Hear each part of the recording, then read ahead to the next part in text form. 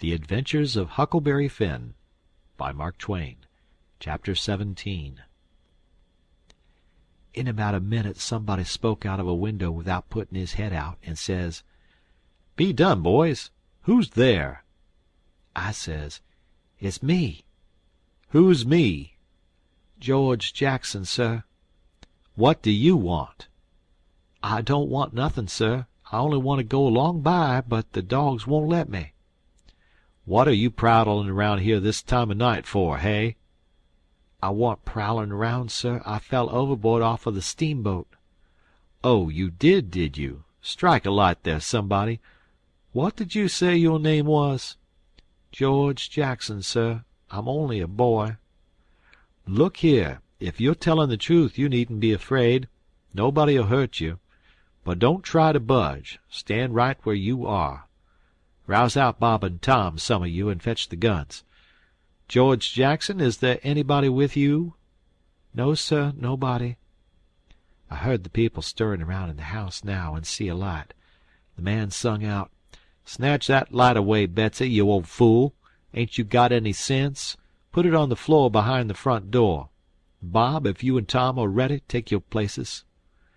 "All ready." "Now, George Jackson, do you know the Shepherdsons?" "No, sir. I never heard of them."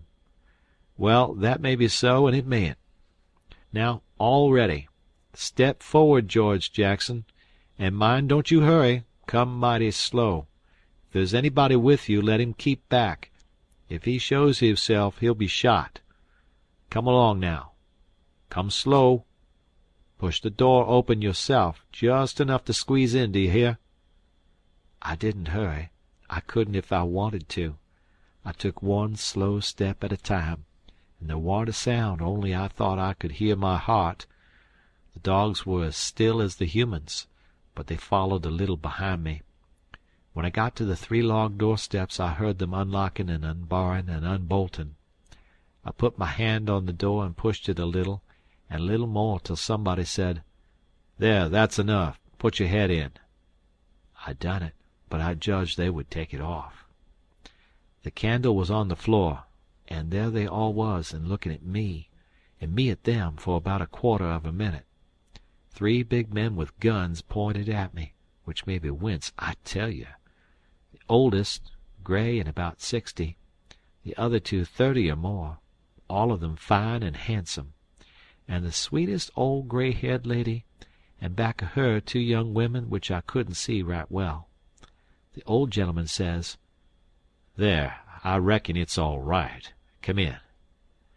As soon as I was in, the old gentleman he locked the door and barred it and bolted it, and told the young men to come in with their guns, and they all went in a big parlor that had a new rag carpet on the floor, and got together in a corner that was out of the range of the front windows. There warn't none on the side. They held the candle and took a good look at me, and all said, "Why, he ain't a Shepherdson. No, there ain't any Shepherdson about him." Then the old man said he hoped I wouldn't mind being searched for arms, because he didn't mean no harm by it. It was only to make sure. But he didn't pry into my pockets, but only felt outside with his hands, and said it was all right. He told me to make myself easy and at home, and tell me all about myself. But the old lady says, "Why, bless you, Saul, the poor thing's as wet as he can be, and don't you reckon it may be he's hungry?" "True for you, Rachel, I forgot." So the old lady says, "Betsy," this was a nigger woman, "you fly round and get him something to eat as quick as you can, poor thing, and one of you girls go and wake up Buck and tell him, oh, here he is hisself. Buck, take this little stranger and get the wet clothes off of him, and dress him up in some of yours that's dry." Buck looked about as old as me, 13 or 14 or along there, although he's a little bigger than me. He hadn't on anything but a shirt, and he was very frowsy-headed. He came in gapping and digging one fist into his eyes, and he was dragging a gun along with the other one. He says, "Ain't there no Shepherdsons around?" They said no, 'twas a false alarm. "Well," he says, If they'd have been some, I reckon I'd have got one." They all laughed, and Bob says, "Why, Buck, they might have scalped us all. You've been so slow in comin'." "Well, nobody come after me, and it ain't right I'm always kept down. I don't get no show." "Never mind, Buck, my boy," says the old man. "You'll have show enough, all in good time. Don't you fret about that. Go 'long with you now, and do as your mother told you." When we got upstairs to his room he got me a coarse shirt and a roundabout and pants of his, and I put them on. While I was at it he asked me what my name was, but before I could tell him he started to tell me about a blue jay and a young rabbit he had catched in the woods day before yesterday, and he asked me where Moses was when the candle went out. I said I didn't know. I hadn't heard about it before, no way. "Well, guess," he says. "How am I going to guess," says I, "when I never heard tell of it before?" "But you can guess, can't you? It's just as easy." "Which candle?" I says. "Why, any candle," he says. "I don't know where he was," says I. "Where was he?" "Why, he was in the dark, that's where he was." "Well, if you knowed where he was, what did you ask me for?" "Why, blame it, it's a riddle, don't you see? Say, how long are you going to stay there? You got to stay always. We can just have booming times. They don't have no school now. Do you own a dog? I got a dog. He'll go in the river and bring out chips that you throw in. Do you like to comb up Sundays and all that kind of foolishness? You bet I don't, but Ma, she makes me. Confound these old britches. I reckon I'd better put 'em on, but I'd ruther not. It's so warm. Are you all ready? All right. Come along, old hoss."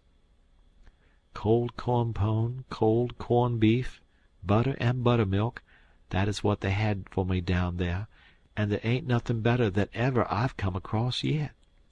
Buck and his ma and all of them smoked cob pipes, except the nigger woman, which was gone, and the 2 young women. They all smoked and talked, and I eat and talked. The young women had quilts around them and their hair down their backs. They all asked me questions, and I told them how Pap and me and all the family was living on a little farm down at the bottom of Arkansas, and my sister Mary Ann run off and got married and never was heard of no more, and Bill went to hunt them and he warn't heard of no more, and Tom and Mort died, and then there warn't nobody but just me and Pap left. He was just trimmed down to nothin' on account of his troubles, so when he died I took what there was left, because the farm didn't belong to us, started up the river, deck passage, and fell overboard, and that was how I come to be here. So they said I could have a home there as long as I wanted it. Then it was most daylight, and everybody went to bed, and I went to bed with Buck, and when I waked up in the morning, drat it all, I had forgot what my name was. So I laid there about an hour trying to think, and when Buck waked up, I says, "Can you spell, Buck?" "Yes," he says. "I bet you can't spell my name," says I. "I bet you what you dare I can," says he. "All right," says I. "Go ahead." George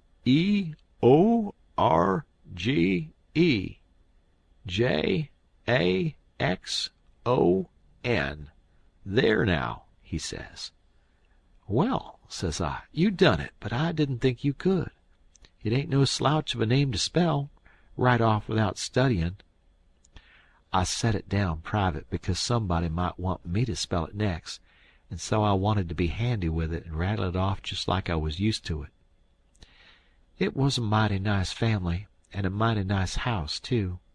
I hadn't seen no house out in the country before that was so nice and had so much style. It didn't have an iron latch on the front door, nor a wooden one with a buckskin string, but a brass knob to turn, the same as houses in town. There warn't no bed in the parlor, nor a sign of a bed, but heaps of parlors in towns has beds in 'em. There was a big fireplace that was bricked on the bottom, and the bricks was kept clean and red by pouring water on them and scrubbing them with another brick. Sometimes they wash 'em over with red water paint that they call Spanish brown, same as they do in town. They had big brass dog irons that could hold up a saw log. There was a clock on the middle of the mantelpiece, with a picture of a town painted on the bottom half of the glass front, and a round place in the middle of it for the sun, and you could see the pendulum swinging behind it. It was beautiful to hear that clock tick, and sometimes when one of these peddlers had been along and scoured her up and got her in good shape, she would start in and strike 150 before she got tuckered out. They wouldn't took any money for her. Well, there was a big outlandish parrot on each side of the clock, made out of something like chalk, and painted up gaudy. By one of the parrots was a cat made of crockery, and a crockery dog by the other, and when you pressed down on them they squeaked, but didn't open their mouths nor look different nor interested. They squeaked through underneath. There was a couple of big wild turkey wing fans spread out behind these things. On the table in the middle of the room was a kind of a lovely crockery basket that had apples and oranges and peaches and grapes piled up in it, which was much redder and yellower and prettier than real ones is, but they weren't real because you could see there was pieces that got chipped off and showed the white chalk, or whatever it was, underneath. This table had a cover made out of a beautiful oilcloth, with a red and blue spread eagle painted on it, and a painted border all around. It come all the way from Philadelphia, they said. There was some books, too, piled up perfectly exact on each corner of the table. One was a big family Bible full of pictures. One was Pilgrim's Progress, about a man that left his family, it didn't say why. I read considerable in it now and then. The statements was interesting but tough. Another was Friendship's Offering, full of beautiful stuff and poetry, but I didn't read the poetry. Another was Henry Clay's Speeches, and another was Dr. Gunn's Family Medicine, which told you all about what to do if a body was sick or dead. There was a hymn book and a lot of other books, and there was nice split-bottom chairs, and perfectly sound, too, not bagged down in the middle and busted like an old basket. They had pictures hung on the walls, mainly Washingtons and Lafayettes, and battles, and Highland Marys, and one called Signing the Declaration. There was some that they called crayons, which one of the daughters which was dead made her own self when she was only 15 years old. They was different from any pictures I ever see before, blacker mostly than is common.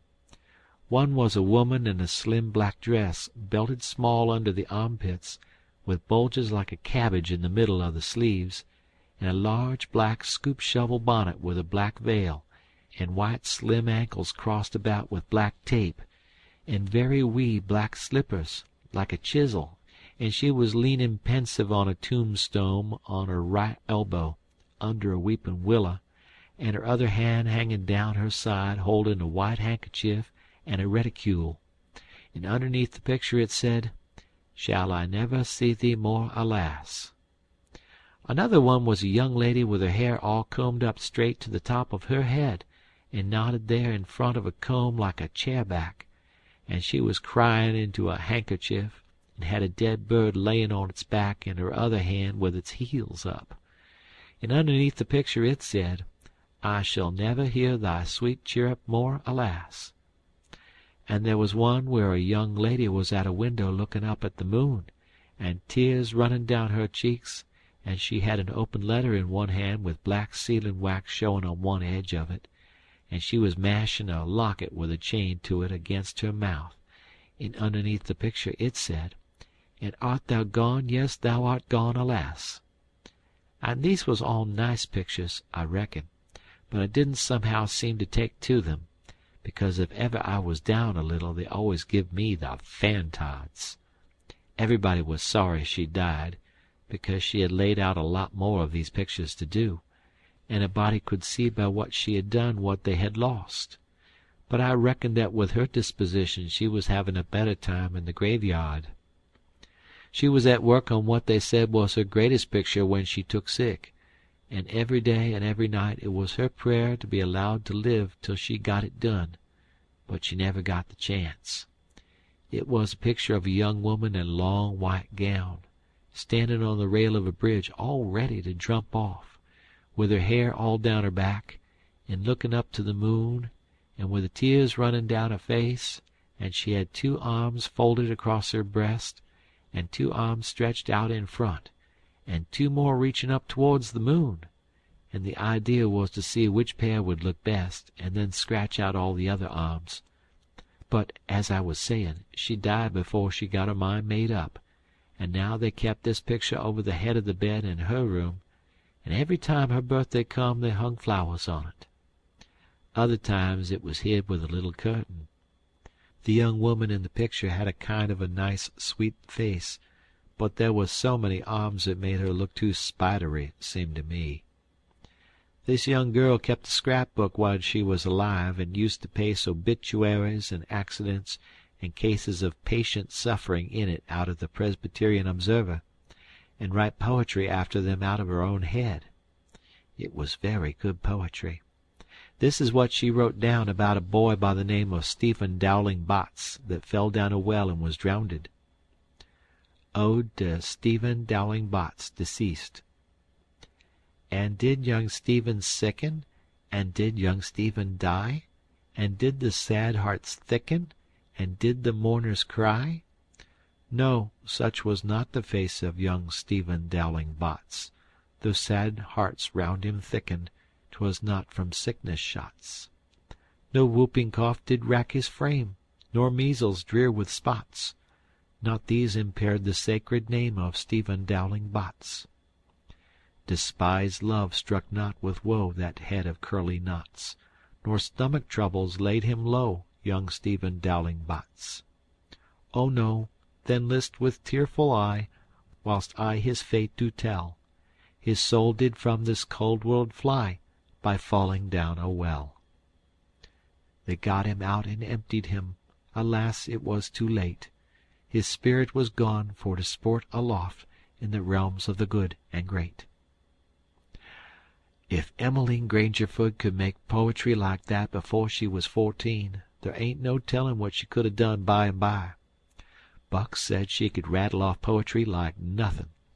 She didn't ever have to stop to think. He said she would slap down a line, and if she couldn't find anything to rhyme with it, would just scratch it out and slap down another one, and go ahead. She warn't particular. She could write about anything you choose to give her to write about, just so it was sadful. Every time a man died, or a woman died, or a child died, she would be on hand with her tribute before he was cold. She called them tributes. The neighbors said it was the doctor first, then Emmeline, then the undertaker. The undertaker never got in ahead of Emmeline but once, and then she hung fire on a rhyme for the dead person's name, which was Whistler. She warn't ever the same after that. She never complained, but she kind of pined away and did not live long. Poor thing, many's the time I made myself go up to the little room that used to be hers and get out her poor old scrapbook and read in it when her pictures had been aggravating me and I had soured on her a little. I liked all that family, dead ones and all, and weren't going to let anything come between us. Poor Emmeline made poetry about all the dead people when she was alive, and it didn't seem right that there warn't nobody to make some about her now she was gone. So I tried to sweat out a verse or two myself, but I couldn't seem to make it go somehow. They kept Emmeline's room trim and nice, and all the things fixed in it just the way she liked to have them when she was alive, and nobody ever slept there. The old lady took care of the room herself, though there was plenty of niggers, and she sewed there a good deal and read her Bible there mostly. Well, as I was going to say about the parlor, there was beautiful curtains on the windows, white, with pictures painted on them of castles with vines all down the walls, and cattle coming down to drink. There was a little old piano, too, that had tin pans in it, I reckon, and nothing was ever so lovely as to hear the young ladies sing "The Last Link is Broken," and play "The Battle of Prague" on it.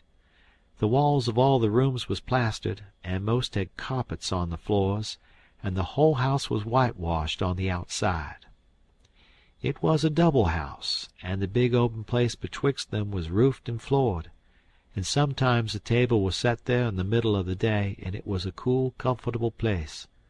Nothin' couldn't be better, and warn't the cookin' good, and just bushels of it too. End of chapter.